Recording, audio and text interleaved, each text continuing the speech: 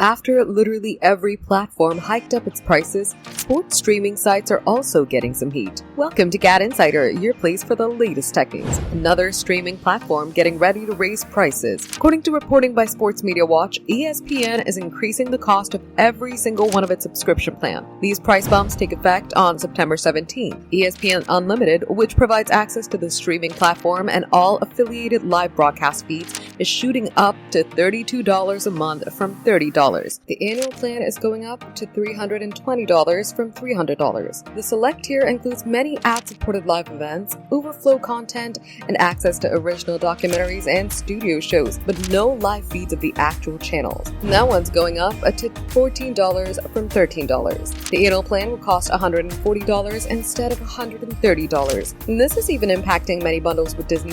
Combo subscription that includes ad-supported versions of Disney+, Hulu, and ESPN Select will soon cost $22 per month instead of $20. The ad-free version is going up to $33 each month instead of $30. However, bundles that include ESPN Unlimited look to be safe from the increased fare for now. This is likely because it was recently revealed that 80% of Unlimited subscribers are part of one of those Disney Plus/Hulu bundles. And this is the first price increase for the ESPN streaming platform. However, it just launched last year.